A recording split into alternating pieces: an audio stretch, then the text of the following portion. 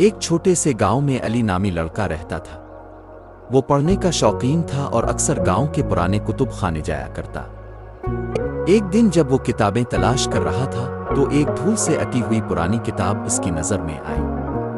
کتاب کا سرورق مٹا ہوا تھا اور اس پر کوئی عنوان نہیں لکھا تھا۔ تجسس سے مجبور ہو کر علی نے کتاب کھولی تو حیرت کی انتہا نہ رہی۔ کتاب میں نہ صرف جادوئی کہانیاں تھیں بلکہ ہر صفحے پر کچھ ایسا ہوتا جو حقیقت بننے لگتا۔ جیسے ہی وہ کسی کہانی کو پڑھتا وہ منظر اس کے سامنے آ جاتا۔ علی نے سوچا یہ طاقت نیکی کے کاموں کے لیے استعمال کرنی چاہیے۔ وہ گاؤں کے بچوں کو جمع کرتا، انہیں کہانیاں سناتا اور وہ سب ایک جادوئی دنیا میں کھو جاتے۔